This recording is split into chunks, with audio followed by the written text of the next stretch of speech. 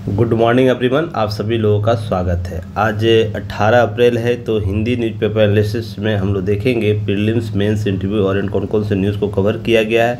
जो UPSC, BPSC, UP PCS जैसे आप लोग स्टेट पीसीएस देते हैं, उसमें जनसत्ता और दैनिक जागरण राष्ट्रीय संस्करण से कौन कौन से न्यूज़ को कवर किया गया है। साथ ही साथ देखेंगे आज का संपादकीय क्या है।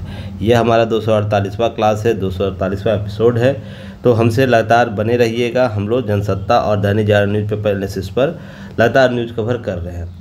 इस पैकेज से जुड़ने के लिए आप लोगों को 599 आप पेड कर सकते हैं। 1 ईयर की वैधता साथ रहेगी। इसमें वीडियो आप लोगों को आपको यूट्यूब पर बिल्कुल फ्री है, आप सभी उसका फ्री लाभ ले सकते हैं। पर मेंस आंसर राइटिंग प्रोग्राम में भाग लेने के लिए जो आपको हिंदी न्यूज़पेपर का मेंस आंसर राइटिंग प्रोग्राम चलाया जाता है, साथ ही साथ इसका पीडीएफ प्राप्त करने के लिए आप केवल 599 पे हमें पेड कीजिए और 1 साल की वैधता के साथ हमसे जुड़े रहिए। साथ ही गाइडेंस आपको प्राप्त होगा। तो आपको अगर लगता है कि UPSC, BPSC, UP PCS, MP PCS जैसे आरएस एग्ज़ाम के लिए करंट से कोई समस्या आ रही है, तो इसे आप फॉलो कर सकते हैं। चलिए आगे बात करेंगे। आज हम किस टॉपिक पर डिस्कस करने वाले हैं, किस टॉपिक को आज बेहतर तरीके से समझने का प्रयास करेंगे। प्रीवियस ईयर क्वेश्चन देखेंगे। तो देखेंगे एल्युमिनियम और स्टील और एल्युमिनियम के सामान पर क्वालिटी कंट्रोल के नियम की अधिसूचना जारी कर दी गई है। तो यह कब लागू होगा, साथ ही साथ इस पर क्या बदलाव आएंगे, तो इस न्यूज़ को हम लोग देखेंगे, ताकि यह जो आम लोगों से जुड़ा हुआ जो यह बर्तन है, सामान है, वो किस प्रकार से प्रभाव डालेगा। साथ ही साथ देखेंगे क्लाउड सीडिंग हो सकता है यूएई में भारी बारिश का वजह। यूएई में यूनाइटेड अरब अमीरात में भारी बारिश जिसका कारण क्लाउड सीडिंग बोला जा रहा है, अर्थात कृत्रिम वर्षा बोला जा रहा है। तो इसे देखेंगे कृत्रिम सीडिंग क्या होता है, कृत्रिम वर्षा क्या होता है। दोनों का अर्थ एक ही होता है, पर संदर्भ को हम समझने का प्रयास करेंगे। कृत्रिम वर्षा की विधियां क्या है, किस प्रकार के होती है, किस प्रकार से कराई जाती है। साथ ही साथ इसमें सहवन मेघ का चर्चा मिलता है, तो इसे भी कोर पॉइंट के तौर पर हम कवर करेंगे। और साथ ही साथ इसका देखेंगे PYQ, प्रीवियस ईयर क्वेश्चन देखेंगे, किस प्रकार के question UPSC, BPSC, MP PCS, RS या यूपी पीसीएस की हम बात करें तो इस सब में पूछा जा चुका है, तो हम कवर करने का प्रयास करेंगे। भारत की अनुमानित जनसंख्या 144 करोड़ है। एक रिपोर्ट आई है, रिपोर्ट के आधार पर हम इस पर परिचर्चा करेंगे। क्या परिप्रेक्ष्य इसका देखा जाए, टाइम्स की 100 सबसे प्रभावशाली सूची जारी की गई है। तो इसमें कौन कौन से भारतीय शामिल है, इस न्यूज़ को PT फैक्ट के तौर पर देखेंगे। फिर सोनार प्रणालियों का परीक्षण के लिए केरल में अत्याधुनिक केंद्र की शुरुआत की गई है, तो इसके न्यूज़ एस्पेक्ट को समझने का प्रयास करेंगे। फिर एक कमेटी बनाई गई, दुर्लभ खनिजों के खनन के लिए कानूनी उपाय सुझाने के लिए एक समिति का गठन किया गया, जो नीति आयोग के एक सदस्य है VK सारस्वत, उनकी अध्यक्षता 7 सदस्यीय समिति बनाई गई है। तो इस समिति को हम देखने का प्रयास करेंगे। साथ ही साथ देखेंगे आज का संपादकीय क्या है। जलवायु परिवर्तन दुष्प्रभावों से मुक्ति। अभी हाल ही में आपको आर्टिकल 14 और आर्टिकल 21 के संदर्भ में समानता और या मौलिक अधिकार के संदर्भ में आपको भारतीय सर्वोच्च न्यायालय के द्वारा एक अधिकार दिया गया है। तो इस अधिकार को हम देखने का, समझने का प्रयास करेंगे आज लेख के माध्यम से। यह किस प्रकार से आपके लिए एग्ज़ाम ओरिएंट हो सकता है, ये ध्यान रखिएगा। आपके इससे PT के प्रश्न बनेंगे, मेंस के प्रश्न बनेंगे और इंटरव्यू के भी प्रश्न बनेंगे, क्योंकि यह सीधा सीधा मामला 14 और 21 के संदर्भित है। साथ ही ग्रेट जो बस्टर्ड पक्षी है वो क्या इससे जुड़ा हुआ मामला है, उस सारे एस्पेक्ट को समझने का प्रयास करेंगे। चलिए आगे बढ़ते हैं। तो लाइक शेयर सब्सक्राइब जरूर कीजिएगा, बेल आइकन को जरूर दबाइएगा, ताकि सभी नोटिफिकेशन सबसे पहले आप तक पहुँचे। आप गूगल स्कैन करके आप डाउनलोड कर सकते हैं ऐप हमारा गूगल स्कैनर से। आप इस स्कैन करके आप डाउनलोड कीजिए और जो भी सुविधा दी जा रही है उसका लाभ ले सकते हैं। साथ ही साथ विजिट कर सकते हैं वेबसाइट www.yuktish.in। टेलीग्राम चैनल से आप जुड़ जाइएगा। टेलीग्राम चैनल पर MCQ सीरीज आपको बाईलिंगुअल आपको स्टार्ट है, तो आप इसे MCQ जाके वहाँ लगा सकते हैं। डेली क्विज होता है, तो आप इसे गूगल स्कैनर से स्कैन कर सकते हैं, तो आप हमसे जुड़ सकते हैं। चलिए आगे बात करेंगे। देखिए किचन में अब नहीं दिखेंगे घटिया बर्तन। कहने का मतलब है स्टील, एल्युमिनियम जो भारतीय घरों का सबसे ज़्यादा उपयोग किया जाने वाला बर्तन होता है स्टील और एल्युमिनियम, जिसकी क्वालिटी कंट्रोल के लिए एक नियम अधिसूचना जारी कर दी गई है। अब क्या बिक्री बंद होने जा रही है। ये सभी घटिया किस्म के जो बर्तन उपयोग किया जाता है उसको जो बाज़ार में बेचे जाते हैं उसके लिए अब है कि कंट्रोल के लिए नियम अधिसूचना जारी कर सितंबर महीने में इस नियम लागू किया जाएगा। तो सितंबर में हम लोग इस पर क्या करेंगे, विशेष रूप से क्या करेंगे, परिचर्चा करेंगे किस प्रकार का यह क्यों ज़रूरी है नियम के अनुसार देखने के प्रयास करेंगे। फिर इसका प्रभाव क्या होगा इसे हम देखेंगे। साथ ही साथ नियम जो आएगा उसके प्रासंगिकता क्या होगी, हम उस नियम को संदर्भ में प्रासंगिकता देखेंगे सरकार के पक्ष से, नागरिकों के पक्ष से।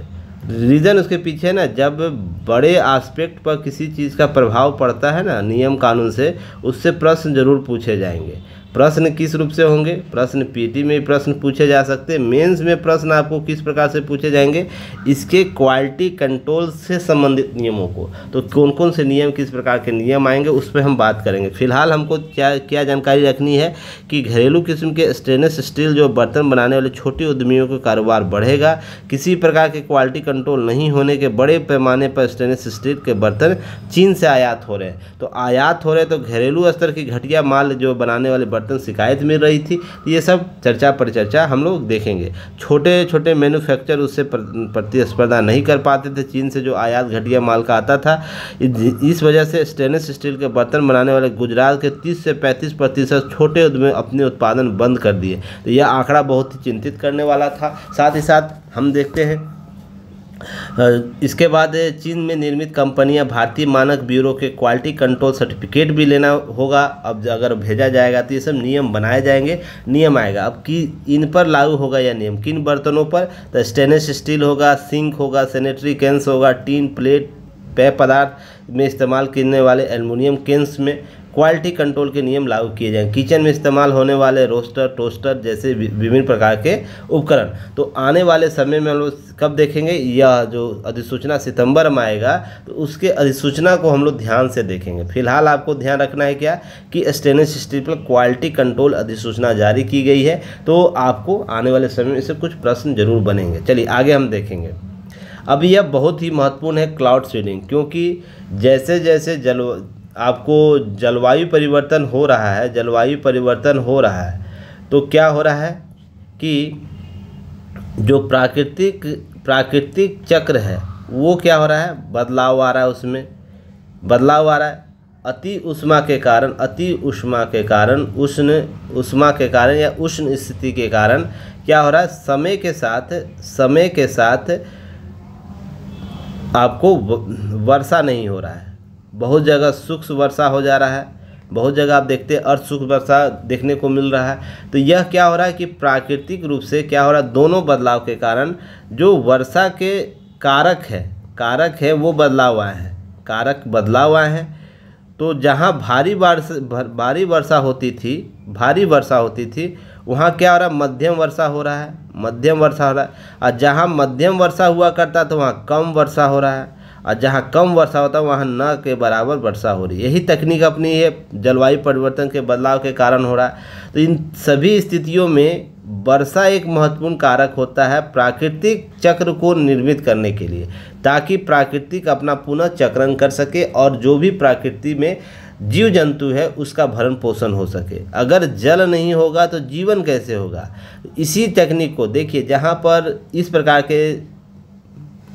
प्रकार के वातावरण जहाँ पर वर्षा नहीं होती है, जैसे आपको रेगिस्तान वाले क्षेत्रों में, उष्णकटिबंधीय क्षेत्रों में जहाँ पर वर्षा बहुत ही कम होती है, तो इस प्रकार के क्षेत्रों में, ऊंचाई वाले क्षेत्रों में एक तकनीक अपनाया गया क्लाउड सीडिंग, जिसके माध्यम से वर्षा कराई जाती है। कृत्रिम वर्षा इसे बोला जाता है, यह मानव के द्वारा कराया जाता है। और ध्यान रखिएगा, इसके कुछ एस्पेक्ट को समझने का प्रयास कीजिएगा। अब देखिए यह हुआ है कि दुबई में क्लाउड सीडिंग के मामले में वर्षा हुई है, पर यह न्यूज़ उससे ज़्यादा कहीं है कि दुबई जैसे क्षेत्र में जहां पर चारों तरफ बालू ही बालू है, रेगिस्तान के क्षेत्र आते हैं, कहीं जहां पर शहर डेवलप नहीं है, उसके अलावा की बात हो रही है। जो अरब कंट्री के क्षेत्र हैं वहाँ की बात हो रही है। तो इन क्षेत्रों में हम क्या क्लाउड सीडिंग कराकर बारिश करवा सकते हैं। तो एक नए एस्पेक्ट के तहत तो क्लाउड सीडिंग है क्या, इसे समझिएगा। क्लाउड सीडिंग सूक्ष्म बर्फ और या समांतर सिल्वर आयोडाइड सूक्ष्म बर्फ या ठोस बर्फ हम जिसे कहते हैं एरोसेल के मेघों के ऊपरी हिस्से में छिड़काव की प्रक्रिया, ताकि वर्षण की प्रक्रिया प्रोत्साहित करके वर्षा कराई जा सके।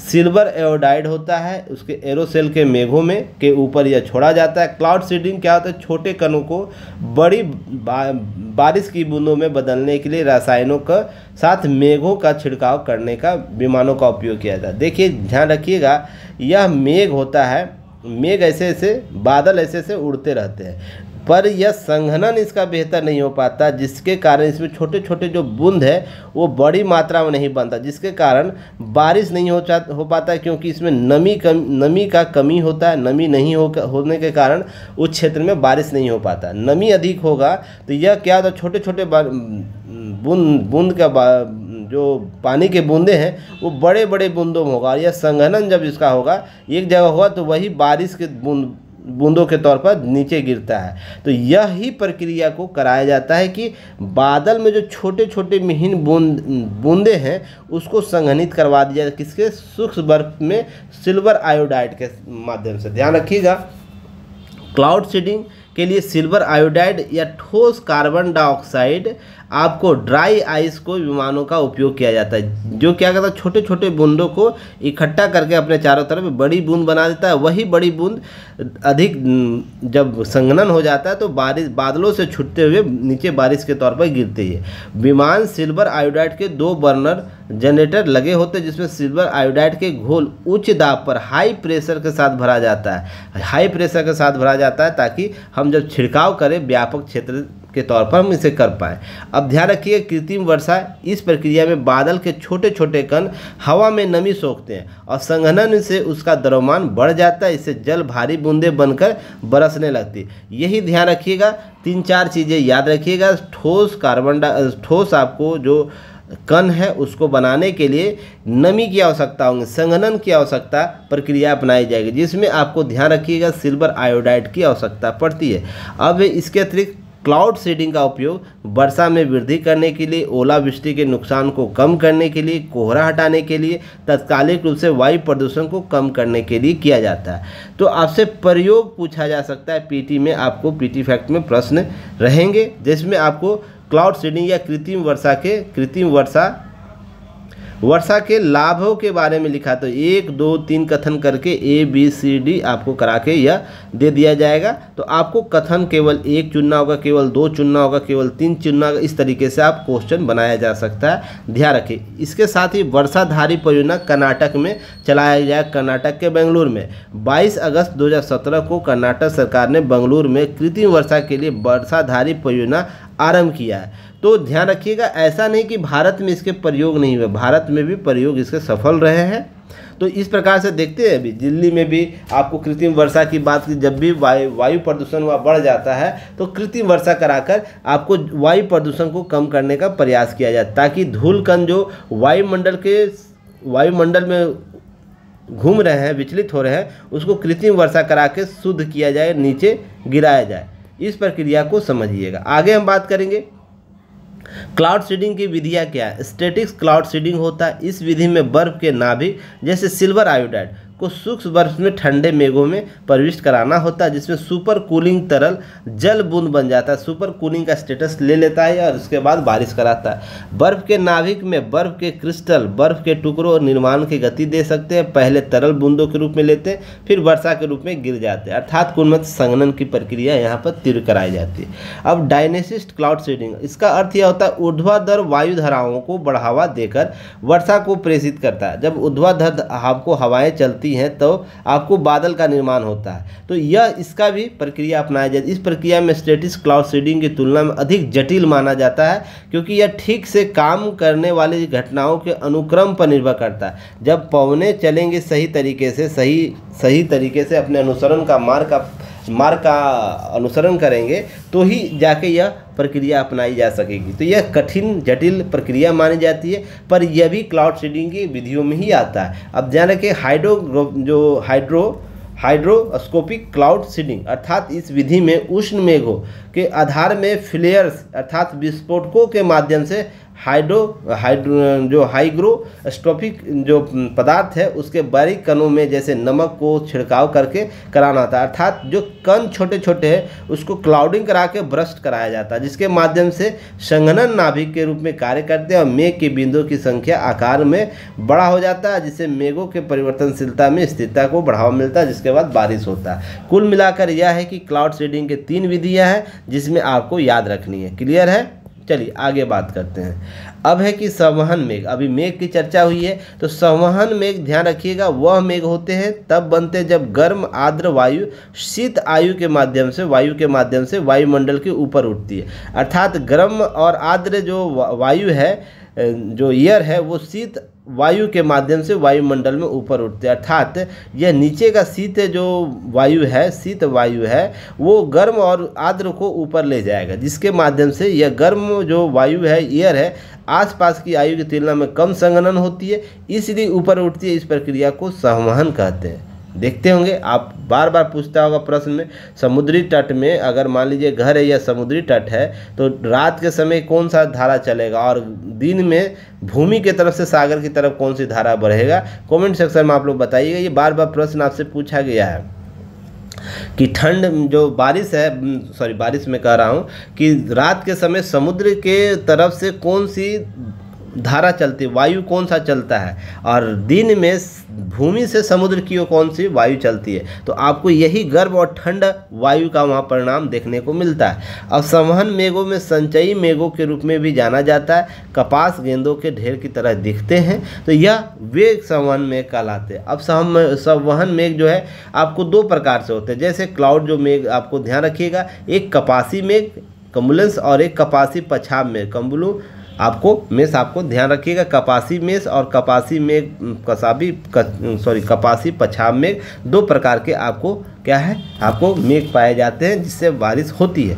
अब यह रुई की तरह होंगे, कपासी है, पूरी कपास आप देखे होंगे, रुई की तरह देखेंगे, सफ़ेद बादल होता है जिसका निचला भाग सपाट, ऊपरी भाग गोला पर, अर्थात ऐसे होगा, ठीक है, नीचे सपाट होगा पर ऊपर गोलाकार होगा उसका बादल की प्रक्रिया।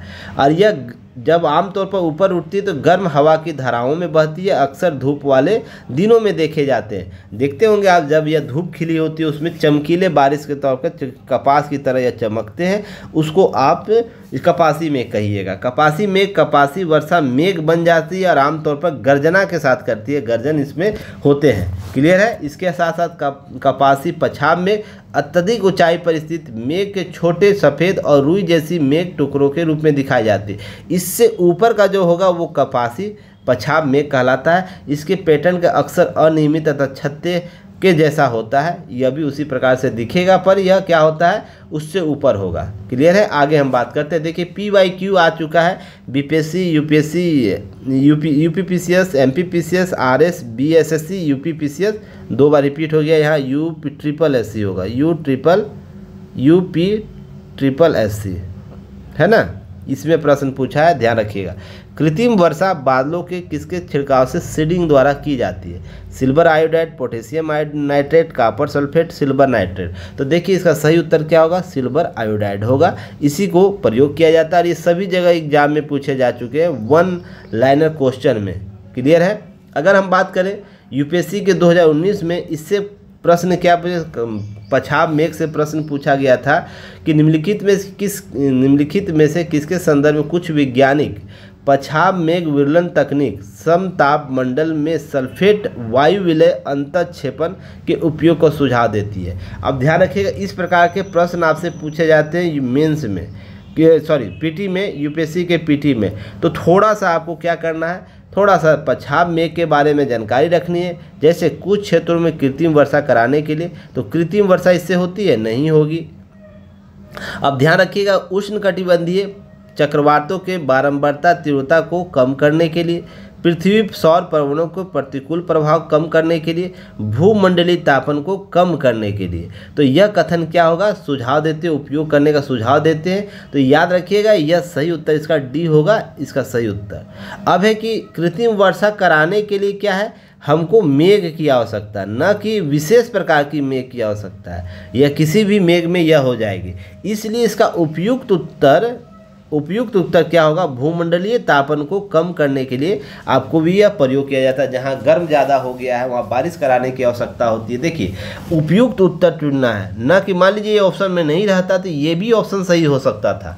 तो ध्यान रखिएगा, इसलिए यूपीएससी आपके थोड़ा सा कॉमन सेंस की भी जानकारी प्राप्त करती है, तो इसे ध्यान रखना आप लोग को। चलिए आगे हम बात करेंगे, आगे प्रश्न पर देखेंगे कि क्या है टॉपिक, कि भारत की अनुमानित जनसंख्या 144 करोड़। देखिए किसके द्वारा दिया गया है? UNFCFP, याद रखिएगा, यूनाइटेड नेशन आपके उसके आंकड़े जारी किए हैं, जिसमें बातें की गई है कि विश्व की जो 2024 के रिपोर्ट जो दिया गया उसके अनुसार भारत की जनसंख्या कितनी होगी? आपको 144.1। अभी हालांकि ध्यान रखिएगा कि भारत के द्वारा अभी जनगणना नहीं कराए गए हैं। जनगणना जबकि हो जाना चाहिए था, 10 वर्षीय जनगणना जो प्रत्येक 10 वर्ष के बाद होता है, पर किसी कारणवश जनगणना नहीं कराया गया है। तो इसलिए इस जनगणना के संदर्भ में आपको इसी आंकड़े के अनुमानित आंकड़े पर चलना भी है। जब सरकारी आंकड़े होंगे तो आपको याद रखने 2011 वाले ही आंकड़े आपको काम करेंगे, पर अनुमानित आंकड़े कहीं लिखने होंगे आपको तो इस आंकड़े का भी प्रयोग कर सकते हैं, तो इसे ध्यान रखिएगा। इसको लेकर चीन दूसरा स्थान है, जहां पर 142.5 करोड़ लोग आबादी है। भारत 2011 में की गई जनगणना के दौरान यहाँ 121 करोड़ आबादी है। भारत में करीब 24% आबादी 0 से 14 वर्ष की थी, जबकि 17% 10 से 19 वर्ष की है। तो ये रिपोर्ट जो आया है, इस रिपोर्ट को लेकर आपको ध्यान रखना है। इसका नाम देखिए क्या लिखा है, interweaving lives threads of hope ending inequalities and in sexual and रिस्पॉन्सिटिव हेल्थ एंड राइट। यह अनुमान लगाया है विश्व जनसंख्या के बारे में 2024 की रिपोर्ट के आधार पर। तो इस रिपोर्ट को थोड़ा सा ध्यान रखना। इतना लंबा रिपोर्ट हालांकि कहीं पूछेगा नहीं, लिखेगा नहीं, पर इस रिपोर्ट को इस संस्था से जोड़कर देख सकता है। तो आप लोग मुझे बताइएगा UNFPA क्या है, इसकी थोड़ा सा गूगल सर्च कीजिएगा। इस पर पहले भी जब यूएन की संस्था जब हम बात करते थे इसकी जानकारी मैंने आप लोग दे रखा है, ऐसा नहीं कि इसकी जानकारी नहीं दे। आपको जाइएगा, आपको किस सीरीज में, प्लेलिस्ट में जाइएगा, डिकोड सीरीज में इसके संबंधित सारी संस्थाओं का, जो यूएन की संस्था है, जितनी भी संबद्ध संस्थाएं उसके बारे में मैंने चर्चा कर रखा है। तो आप लोग जरूर जाके देखिएगा, ये बातें कर रहा है। चलिए आगे हम बात करेंगे आंकड़े हैं, आप आंकड़े जरूर रख लीजिएगा। देखिए पीटी फैक्ट में आपको यह भी आया है कि टाइम्स के 100 सबसे प्रभावशाली सूची में आलिया भट्ट, अजय बंगा, अब विश्व बैंक के जो अध्यक्ष है अजय बंगा, उनको साक्षी मलिक जो हाल ही में चर्चा में थी, उनको नाम दिया गया है। तो इस प्रकार से कुछ पीटी फैक्ट आपको तथ्य निकाल लेने हैं। अभिनेता और निर्देशक देव पटेल सहित कई अन्य नाम भी शामिल है। तो इस लिस्ट को पढ़कर आप क्या करना है, एक लिस्ट बना लेना है कौन कौन भारतीय लोग शामिल है। अगर हम बात करें विश्व बैंक के अध्यक्ष अजय बंगा, बॉलीवुड अभिनेत्री, इस तरह माइक्रोसॉफ्ट के CEO सत्य नंडेला, पहलवान साक्षी मलिक, ये सब लोग शामिल है। तो आपको लिस्ट बना लेना है पीटी फैक्ट के तौर पर। चलिए आगे हम बात करेंगे, इसे याद रखिएगा इंपॉर्टेंट तौर पर। सोनार प्रणालियों में परीक्षण के लिए केरल में अत्याधुनिक केंद्र शुरुआत की गई। नौसेना अब केरल स्थित अत्याधुनिक सोनार प्रणाली। अब सोनार प्रणाली क्या होता है? देखिए सोनार प्रणाली यह होता है कि जल सतह है या भूमि का मुख्य भूमि है और इससे नीचे जल है। नीचे जल में हमें किसी वस्तु की क्या करना है, खोज करना है, या कोई पनडुब्बी चरा उसकी जानकारी प्राप्त करनी है। तो इस तकनीक के माध्यम से क्या किया जाता है, उस वस्तु की वास्तविक स्थिति पता किया जाता है, यही ना, सोनार विधि के माध्यम से। तो आप मुझे बताइएगा सोनार का फुल फॉर्म क्या है, कमेंट सेक्शन में बताइए। बहुत इजी प्रश्न है ये, तो मैट्रिक इंटर के एग्ज़ाम में भी आप लोग पढ़ाई के दौरान इसको जानकारी रखे होंगे। तो कमेंट सेक्शन में बताइएगा सोनार का फुल फॉर्म क्या होता है। यह प्रश्न पीटी लेवल पर कई बार पूछा जा चुका है। अब यह रक्षा और अनुसंधान विकास DRDO के अध्यक्ष जो समीर बी कामत है, केंद्र का उद्घाटन करते हैं और यह अत्याधुनिक केंद्र है जिसके माध्यम से हम और भी समुद्री प्रक्षेपण में महत्वपूर्ण योगदान दे सकता है। साथ ही साथ पनडुब्बियों के शोध क्षमताओं का वृद्धि करेगा। साथ ही हम अन्य देशों के पनडुब्बियों की भी जानकारी रख सकेंगे इस भूमि क्षेत्र में, ये सब आएगा। तो यह महत्वपूर्ण रूप से आपको याद रखना है। अब भौतिक और महासागरीय प्रयोगशाला द्वारा स्थापित स्पेस को जहाज़ों, पनडुब्बियों, हेलीकॉप्टर सहित विभिन्न प्लेटफॉर्म पर नौसेना के द्वारा निर्मित इस प्रणाली का परीक्षण और मूल्यांकन किया जाएगा। सोनार का अन्य भी हम तथ्य जानकारी प्राप्त कर सकते हैं। चलिए आगे बात करेंगे। देखिए, दुर्लभ खनिजों के खनन को लेकर कानूनी उपाय समझाएगा समिति। मैंने आपको पढ़ाया, जब इंट्रो दे रहा था उस समय इस समिति की चर्चा की थी। यह 7 सदस्यीय समिति है। किन समिति के अध्यक्ष कौन होंगे कमेंट सेक्शन में बताइएगा। अभी मैंने कमेटी का नाम लिया था जस्ट, वीके सारस्वत, याद रखिएगा। वीके सारस्वत अध्यक्षता वाली 7 सदस्यीय गठन करे, जिसमें कॉपर, कोबाल्ट जैसे दुर्लभ खनिजों का अनुकूलम और वैज्ञानिक तरीके से खनन कैसे होगा, कानूनी उपाय सुझाने के लिए इनको ड्यूटी दिया गया है। अब ध्यान रखिएगा, लिथियम जैसे तत्व भी खनिज ब्लॉक जो इलेक्ट्रॉनिक वाहनों में प्रयोग किया जाता है महत्वपूर्ण है, उसकी भी जांच इनके द्वारा, इस समिति के द्वारा दुर्लभ खनिजों का प्रयोग कैसे किया जाए, उसका कानूनी उपाय कैसे किया जाए, खनन को लेकर आपको क्या करना है, नियम कानून बताएंगे या सुझाव देंगे। सरकार को खान मंत्रालय है उसके अधिकारिक सूचना के आधार पर यह बातें की जा रही है। अब नीति आयोग के पहले भी सदस्य हैं, ध्यान रखें, नीति आयोग के सदस्य हैं वीके सारस्वत, उनकी अध्यक्षता में गठित की गई है। पीटी फैक्ट के तौर पर आपको ये सब जानकारी होनी चाहिए। अब है देखिए, ये बहुत ही इंपॉर्टेंट है आप जैसे युवाओं के लिए। यह देखिए मैंने इंट्रो में नहीं दिया था, क्यों, रीजन है कि देखिए, प्रेम में आत्मविवाह करने पर दूसरे पक्ष को नहीं ठहराया जा सकता है दोषी। यहाँ से देखिए, आपकी इंटेलिजेंसी आपको जानकारी होनी चाहिए। आप एथिक्स पेपर पढ़ते हैं तो इमोशनल इंटेलिजेंस आपको पढ़ना होता है।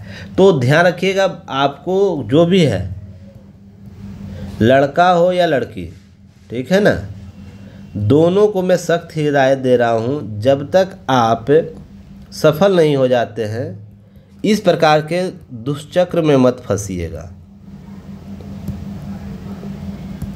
दुष्चक्र में मत फंसिएगा। ये प्रेम और जो कॉन्सेप्ट है ना, वो बेरोजगार लोगों का है, बेरोजगार लोगों का है, जो क्या करते हैं, जो निष्क्रिय रहते हैं, उनके लोगों के लिए है यह कॉन्सेप्ट है। आप पहले सफल हो जाइए, आपको जिससे प्रेम होगा वो स्वयं चल कर आएगा। आप उसको समाज से छीनने का क्या कर पाएंगे, ताकत रख पाएंगे। साथ ही साथ समाज को है ना बेहतर रूप से एग्जाम्पल दे पाएंगे। नहीं तो बेरोज़गार आप हैं तो इस दुष्चक्र में फंसते हैं, तो यह ऐसा दलदल है ना, ऐसा दलदल जिससे बाहर आप जीवन में कभी नहीं निकल पाइएगा। और उसमें ना समाज काम देगा आपका, न परिवार काम देगा, न नियम कानून जो संस्थाएं वो काम देगी। जो भी है, लड़का इसमें प्रताड़ित हो रहा है या लड़की हो रही, दोनों के लिए सख्त हिदायत है। इसलिए अगर आप लोग करते हैं तो आप पहले सफल हो जाइए, और सफल होने के लिए सारी प्रक्रिया अपनाइए। नहीं तो क्षणिक सुख मात्र है तब तक जब तक आपको रोज़गार नहीं प्राप्त होता है। रोज़गार प्राप्त होगा तो ही यह सफल हो पाएगा, नहीं तो असफल ही होता है। गाना सुने ना, हमारी अधूरी कहानी, तो ऐसे ही अधूरी कहानी हो जाएगी। और अधूरा कहानी है ना, हमेशा अधूरा कहानी जो रहता है प्रेम का, वही प्रशंसा का कायक होता, प्रशंसा लायक होता है ना। आप कभी सफल प्रेम के बारे में सुने हैं? जो भी फिल्म बना है, अगर 90% फिल्म की बात करें, 90% एग्जाम्पल की बात करें, केस स्टडी की बात करें, वो असफल प्रेम के बारे में है ना। और युवा वर्ग इसी से क्या होते हैं, मोटिवेट होते हैं, इसी से क्या होते हैं, अपने जीवन को बर्बाद करते हैं। आपका दायित्व क्या भी है, और यह मैं एक्सपीरियंस से बोल रहा, ऐसा नहीं कि मैं बस ऐसे ही बोल दे रहा हूँ। आपका दायित्व है अभी स्टडी करना, और अपना जो भी लक्ष्य है स्टडी करना, और लक्ष्य जो भी बनाए, टारगेट जो भी बनाए, उसको प्राप्त करना। वो प्राप्त कर ली, उसके बाद जो आपको करना है करिए। नहीं तो बहुत से ऐसे केस स्टडी है जो है ना, आप कुछ नहीं कर पाइए, केवल बर्बाद हो जाइएगा। इसलिए ज़्यादा प्रेम के चक्कर में मत रहिए। प्रेम विवाह तब होता है जब आपके हाथों में काम होता है। नहीं तो आपको समाज, आपका परिवार, आपकी लड़की या लड़का, दोनों पक्ष में बोल रहा, केवल एक पक्ष की बात नहीं कर रहा हूँ, मेल और फीमेल। अगर मेल के पास कोई काम नहीं है तो यह दंश है समाज का। फीमेल पे काम नहीं तो काम चल जाएगा, पर वो भी सशक्तिकरण के माध्यम से सशक्त होना चाहती है, फिर भी आज उसको समाज एक्सेप्ट कर लेता है, पर मेल को अगर काम नहीं है, रोज़गार नहीं है, बेहतर नौकरी नहीं, बेहतर कार्य नहीं है, तो वो दंश है समाज के लिए। इसलिए इस कॉन्सेप्ट पर आप कभी मत जाइएगा। और आप न्यायालय भी बोल दिया है, अगर आप इस दंश से बाहर नहीं निकल पाते और किसी कारण आत्महत्या कर लेते हैं तो दूसरे पक्ष को क्या कहेगा, इस पर उसके लिए दोषी नहीं माना जाएगा, वो लड़का हो या लड़की हो। सिंपल सा लॉजिक आप समझिएगा। इन सब चीज़ों को लेकर आपको क्या करना है, थोड़ा सा सचेत होना है। देखिए टेस्ट सीरीज ये चल रहा है, आप लोगों को कल भी भेजा गया था, तो ज़रूर आप लोग इस पर भाग लीजिएगा। इसका वीडियो एनालिसिस ऐप पर अपलोड कर दिया जा रहा है, तो उसका लाभ लीजिएगा। चलिए हम बात करेंगे आगे भी। देखिए बहुत ही इम्पोर्टेंट है यह, आप इसे बना कर रखिएगा। इससे प्रश्न इस बार यूपीएससी में भी पूछे जा सकते हैं, बीपीएससी में भी पूछे जा सकते हैं, यूपी पीसीएस में भी पूछे जा सकते हैं, दोनों स्तर पर, पीटी और मेंस दोनों स्तर पर। अब ध्यान रखिएगा, इंटरव्यू तो प्रश्न बनेगा ही बनेगा। तो ग्रेट इंडियन बस्टर्ड जो है, जिसको शॉर्ट फॉर्म में GIB बोलते हैं, एक नामक पक्षी ने भारत के लुप्त प्राय अवस्था में है। इसकी संख्या सैकड़ों में सिमट कर रह गए। इसके संरक्षण के लिए एक वन जीव संरक्षण कार्यकर्ता उच्चतम न्यायालय जाते हैं गुरहाल। वस्तुतः जलवायु परिवर्तन, धरती में जीवों के हो रहे नुकसान का मामला हो रहा है। एक्चुअली मामला यह था कि एक लाइन पास करनी थी, लाइन लेकर जानी थी, जिस पर खंभे लगे हुए थे, है ना। इस तरह खंभे लगते हैं, देखते हैं ना, खंभे लगे रहते हैं जिस पर तार एक दूसरे से जाता है, देखते होंगे आप, तार जाता है ना। तो यह जो पक्षी है ना, पक्षी का गुण यह है कि यह लेफ्ट आंख से लेफ्ट की तरफ देखेगा और राइट आंख से राइट की तरफ देखता है, ठीक है ना। और बीच का यह नहीं देखता है, ये अनुमान से चलता है।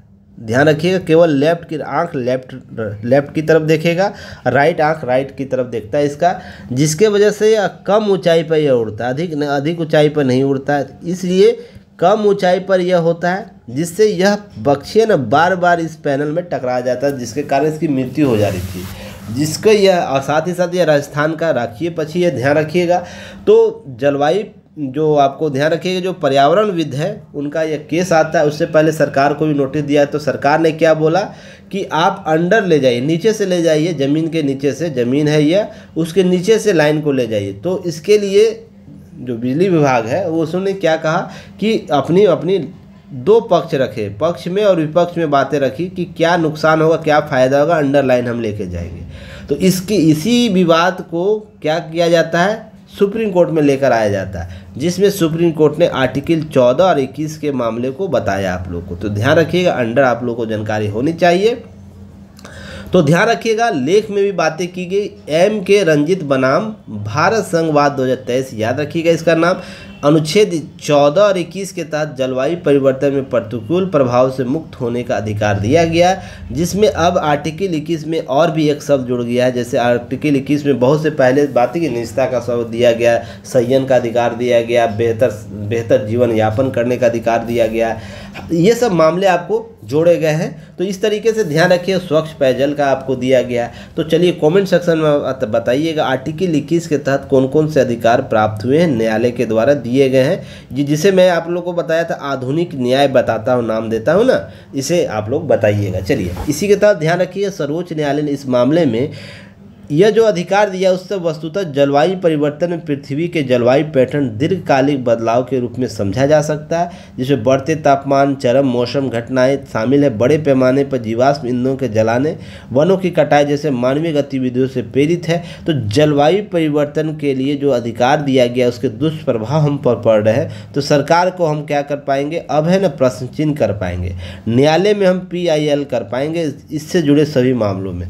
तो याद रखिएगा, यह जो मामला दिया गया अब लगातार, और यह पहला देश भारत बना है जो ऐसे जलवायु परिवर्तन के लिए जो हो रहे दुष्प्रभावों के लिए उसको प्रभाव से मुक्त होने का अधिकार देता है। तो यह भी एक नया विश्व को एक नज़ीर पेश करने वाला मामला दिया जा रहा है कि भारत किस प्रकार से जैव विविधता को लेकर प्रासंगिक है, जैव विविधता को लेकर चिंतित है।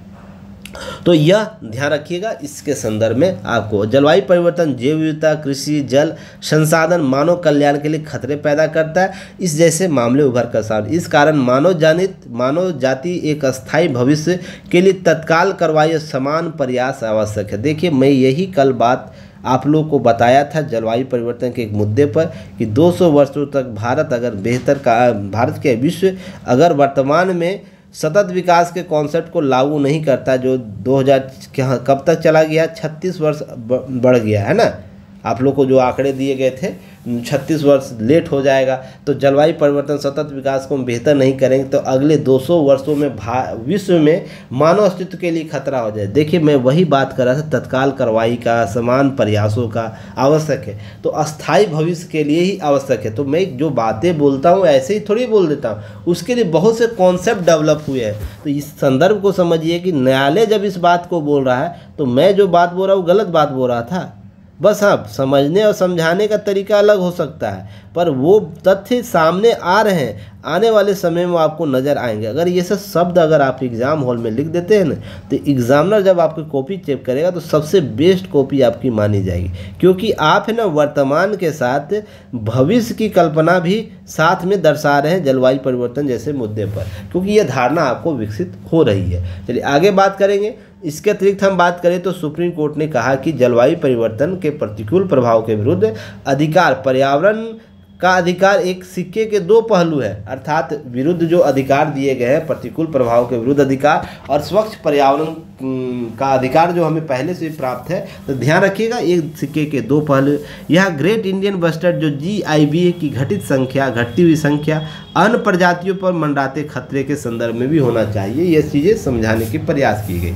अब सुप्रीम कोर्ट जलवायु परिवर्तन दुष्प्रभाव को देखते हुए कहा कि राष्ट्रीय लक्ष्यों की प्राप्ति के लिए सतत विकास अवधारणा, जो सतत विकास मैंने जो कल न्यूज़ में चर्चा किया है, उसके समग्र समझ की आवश्यकता है। तो सतत विकास जो 17 लक्ष्य है और 169 जो उप लक्ष्य जो प्रक्रिया अपनाई गई उसको प्राप्त करने के लिए अनिवार्य है, आवश्यक बताया है। तो यह भी एक नया कॉन्सेप्ट भारत के न्यायपालिका के द्वारा स्थापित की गई है, तो ध्यान रखिएगा। जीवन का जो अधिकार भारतीय संविधान का एक हिस्सा है और जलवायु परिवर्तन हुई प्राकृतिक आपदा जैसे सूखा, बाढ़, यहाँ बाढ़ कर लीजिएगा, से खाद्य फसल खराब होने के कारण खाद्य आपूर्ति में कमी, कोरोना जैसी बीमारी में वृद्धि, बढ़ते वायु प्रदूषण आर्टिकल 21 के तहत जीवन के अधिकार को प्रभावित करता है। तो इसलिए सरकार संबद्ध संस्थाओं को, एजेंसियों को, राज्य की एजेंसियों को क्या करना होगा, इसके लिए जीवन के अधिकार 21 को सुरक्षित करने की बात की गई है। अब जलवायु परिवर्तन के उपायों की समस्या विस्थापित लोग, जनजातीय महिलाएं, फिर गरीबों जीवन अधिकार अनुच्छेद 14 में प्रदत्त समानता के अधिकारों का उल्लंघन करता है। चूँकि जनजाति, महिलाएं, गरीब समुदाय समृद्ध समाज की अपेक्षा पर्यावरण पर अधिक निर्भर रहते हैं, इसलिए पर्यावरण को अगर बेहतर करते हैं तो ये समानता के भी अधिकार हमें दे पाएंगे इन वर्गों को। तो ध्यान रखिएगा। इसलिए आपसे ये क्वेश्चन पूछा जा सकता है, मेंस में ये क्वेश्चन पूछा जा सकता है, क्या आर्टिकल 21 अनुच्छेद 21 की प्राप्ति की दिशा में अनुच्छेद 14 की आवश्यकता है?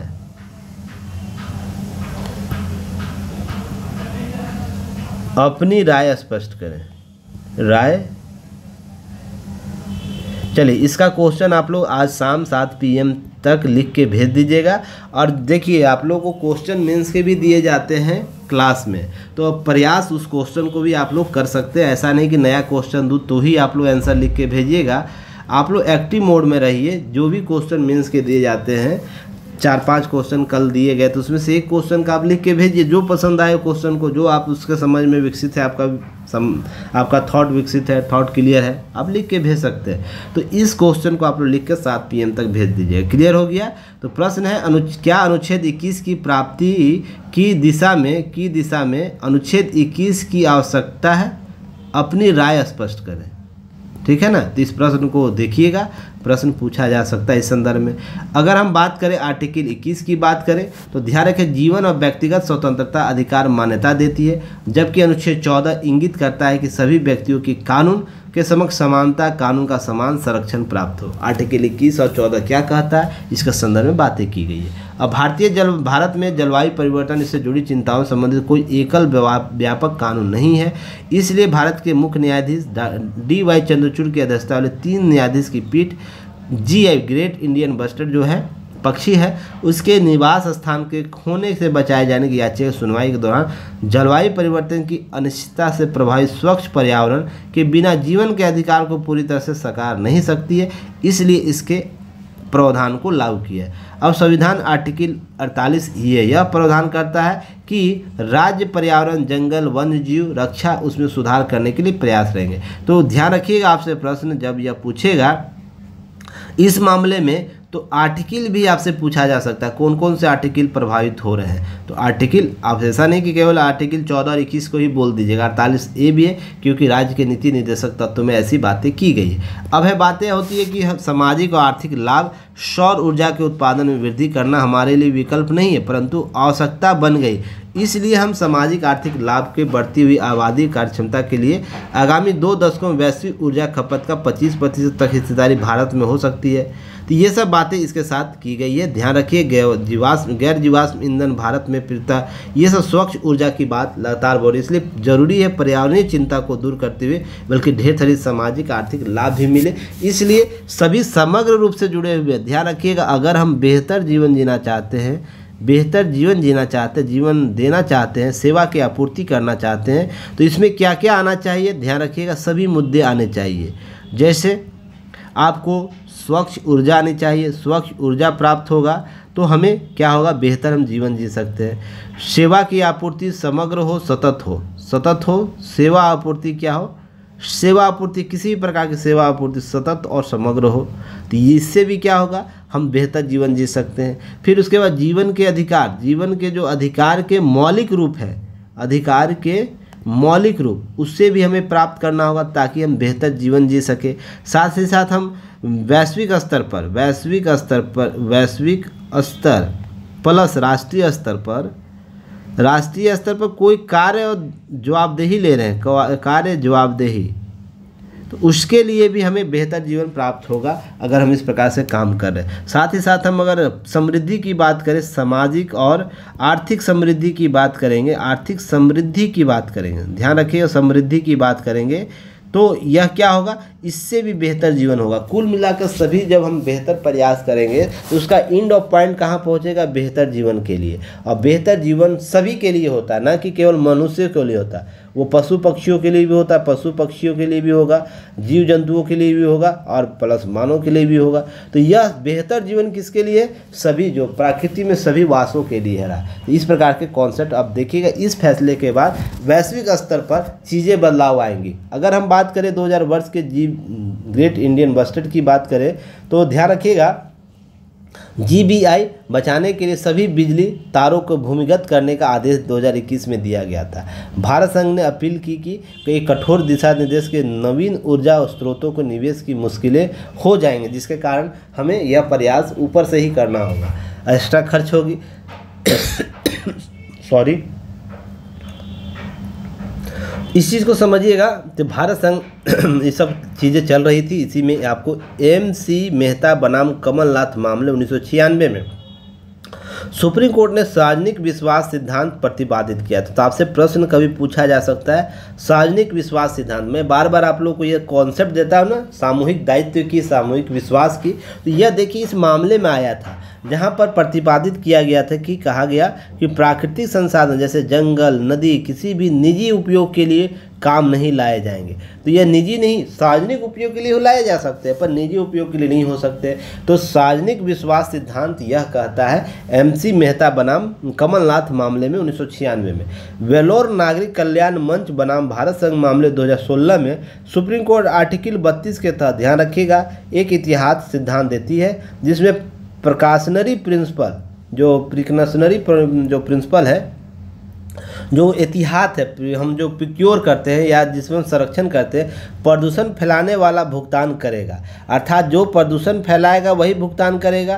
तो इसके लिए सिद्धांत को भारतीय वातावरण के संदर्भ में प्रासंगिक बताया, जो इंडियन काउंसिल फॉर जो एक्शन है, इन्वायरमेंट लीगल एक्शन बनाम भारत संघ मामले में दोबारा इसको स्थापित किया था। तो यह ध्यान रखिएगा, ये सब जो मामले हैं ना पहले से चले आ रहे हैं, जहाँ पर जलवायु परिवर्तन के अन्य मामलों को देखा जा रहा था, जहाँ पर सिद्धांत की बात हो रही थी, क्या बात हो रही, दायित्व की बात हो रही थी और राज्य की भूमिका की बात हो रही थी। वो वेलोर नागरिक कल्याण बनाम भारत संघ मामला हो, MC मेहता मामला हो, या Indian council for enviro legal action plan के बारे में मामला वो हो। तो इन सभी मामलों में ये सब चीज़ें चल रही थी। अब SC बनाम मेहता जो बनाम कमलनाथ का मामला था, उसमें सुप्रीम कोर्ट ने ये मानने में हिचक थी कि अब कोर्ट ने जलवायु परिवर्तन के प्रतिकूल प्रभाव को मुक्त होने के अधिकार को मौलिक अधिकार मान लिया। जो MC मेहता बनाम कमलनाथ मामला 1996 था, उसमें कुछ संकित था, जहां पर वो अधिकार देने से हिचकिचाया था। पर वर्तमान मामले में या जो 2024 का मामला जो न्यायालय में गया है, वो उसमें प्रतिकूल प्रभाव को सही माना है। अब भारत विश्व का ऐसा पहला देश बन गया है जहां पर निर्णय न केवल अन्य देशों के लिए एक मिसाल साबित होगी, अपितु पेरिस समझौता जो 1.5 डिग्री तापमान के लक्ष्य तक पहुंचने में काफ़ी मददगार होगा। अब दबाव बनेंगे अन्य राष्ट्रों पर, बड़े राष्ट्रों पर जो बड़े बड़े दम भरते हैं, विकासशील राष्ट्रों पर, और ध्यान रखिएगा अल्प विकसित राष्ट्रों पर ध्यान रखिएगा। इन तीनों राष्ट्रों पर, विकसित राष्ट्रों पर, विकासशील राष्ट्रों पर, अल्प विकसित राष्ट्रों पर भी क्या होगा, नैतिक जिम्मेदारी का दबाव आएगा। और यही मैं बार बार बातें आप लोगों को बोलता, जब तक नज़ीर पेश करने वाले नियम कानून आप नहीं बनाइएगा, एक रोल मॉडल नहीं बनिएगा, तब तक व्यवस्थाएं ठीक नहीं होगी। अब नैतिक दबाव रहेगा विकसित राष्ट्रों पर कि भारत जैसे विकासशील देश ने अग्रगामी रूप से क्या किया है कि इस प्रकार के नियम कानून दिए हैं, लोगों को मौलिक अधिकार दिया है, तो उस पर नैतिक दबाव रहेगा। हमारे लिए भी काम करने की आवश्यकता अपने नागरिकों के लिए नहीं करेगा, तो वहाँ पर नागरिक समाज जो है, नागरिक समाज तीनों जगह का नागरिक समाज वो दबाव बनाएगा इन पर कि देखो भारत ने ये अधिकार दे दिया अपने नागरिकों को, तो हमें क्यों नहीं दे रहे हो। तो इस तरह क्या होगा, कार्य प्लस दायित्व बढ़ेंगे। किस रूप से, सकारात्मक रूप से बढ़ेंगे, क्योंकि जब दबाव बनता है ना किसी भी विषय पर, सरकार पर, एजेंसियों पर, तो बेहतर प्रदर्शन करने की आवश्यकता उसको होती, नहीं तो जनता उसे नागरिक उसे क्या करते हैं, उसे अपने समय में जब 5 वर्ष में कहीं 4 वर्ष में चुनाव होंगे, वहाँ पर क्या करेंगे, 4 वर्ष में जब चुनाव होंगे कहीं तो उस समय उसको पूरा उसका प्रतिफल देते हैं। तो इसलिए एक दूसरे से मामले जुड़े हुए हैं, सभी को अपने अधिकारों को सीमित करने की आवश्यकता होती है। अब इसी तरह नए मौलिक अधिकार क्या करेंगे, बनाए जाने से देश में औद्योगिक विकास को रुकने का खतरा उत्पन्न हो सकता है, क्योंकि यह निर्णय सरकारों द्वारा चलाई जा रही परियोजनाओं के लिए बाधक के तौर पर काम देगा। इसका नेगेटिव थॉट यह भी उभर कर सामने आएगा। जब हम सभी के अधिकारों की बात करेंगे, जैव विविधता की बात करें, जलवायु परिवर्तन के मुद्दे को संरक्षित करने की बात करेंगे, तो इसके साथ ही कारखाने जो बने हुए उससे निकलने वाले जो कण हैं, फिर उसके बाद जो भी गाड़ियां उससे निकलने वाले धुएं हैं, जिससे जलवायु परिवर्तन हो रहा है, तो उन सारे मामलों को प्रश्न चिन्ह अब किया जाएगा। तो इससे के साथ साथ क्या होगा, अब न्यायालय के लिए भी सिर दर्द खड़ा होगा। न्यायालय में भी PIL जो है जनहित याचिकाओं की वृद्धि होगी, तो अतिरिक्त दबाव उसे भी होगा। क्यों होगा, क्यों आपने मौलिक अधिकार दे रखा है। अब ध्यान रखिएगा, तो यहाँ पर शासन प्रशासन के साथ साथ अब प्लस न्यायपालिका के लिए भी एक चुनौती उभर कर सामने आएगी। क्या चुनौती उभर कर सामने आएगी, चुनौतियाँ होंगी इस प्रकार से, निष्पादन कैसे किया जाएगा, ध्यान रखिए, इसका निष्पादन कैसे किया जाएगा इन सभी मामलों को, तो ये आपको यह चीज़ें जानकारी होनी चाहिए। चलिए आगे हम बात करेंगे इसी के तहत कुछ चीज़ें हैं जिसमें आपको सुप्रीम कोर्ट ऐतिहासिक निर्णय दिया गया है। ये सब मौलिक अधिकार पूर्ण नहीं है, अपितु इनको युक्तियुक्त प्रतिबंध लगाए गए हैं। तो ध्यान रखिए, युक्तियुक्त प्रतिबंध का मामला भी देखने को मिलता है। तो कमेंट सेक्शन में आप लोग बताइएगा संविधान में युक्तियुक्त प्रतिबंध का अवधारणा क्या कहता है। तो युक्तियुक्त प्रतिबंध किन किन मामलों में लगते हैं, ध्यान रखिएगा, मौलिक अधिकार का हनन भी ना हो और साथ ही देश की विकास की बाधित ना हो, तो हम एक युक्तियुक्त प्रतिबंध लगा सकते हैं इन मामलों को लेकर।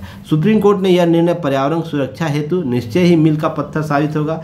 देश में सतत विकास के वैश्विक सिद्धांत व्यवहारिक रूप से सहायक होंगे। ये सब मामले आपको देखने को मिलते हैं। तो इसी प्रकार से चीज़ें उभर कर सामने आएगी। तो चलिए फिर कल हम लोग मिलते हैं नए न्यूज एनालिसिस के साथ। कुछ लिंक दिए रहते हैं, इसका उपयोग आप लोग कर सकते हैं और युक्ति है इसको सपोर्ट कीजिए ताकि और भी बेहतर चीज़ें हम लोग ला रहे हैं। ग्रुप में कुछ पॉजिटिव मैसेज आते हैं तो बेहतर लगता है। आप लोग को अब समझ में आ रही है बातें कि कैसे को समझ में आ रही है, किस प्रकार से पीटी के कॉन्सेप्ट देखने, किस प्रकार मेन से कॉन्सेप्ट देखते हैं, इनके साथ करंट को कैसे जोड़ना, ये सब मामले आपको समझ में आ रहे हैं और आप लगातार इसी तरह काम कीजिए तो और भी बेहतर रिजल्ट आपको देखने को मिलेगा। युक्ति है, इसको लाइक शेयर सब्सक्राइब जरूर कीजिएगा। आप ऐप डाउनलोड कर सकते हैं इस स्कैनर के साथ। इसके साथ ही साथ आपको क्या दिया जाता है, लिंक भी प्रोवाइड कराया जाता है कमेंट सेक्शन और डिस्क्रिप्शन बॉक्स में, आप वहां से प्राप्त कर सकते हैं। टेलीग्राम चैनल से जुड़ जाइए, MCQ वहां भी स्टार्ट है, बेल आइकन को जरूर दबाइए। चलिए फिर कल हम लोग मिलते हैं, तब तक के लिए धन्यवाद, जय हिंद।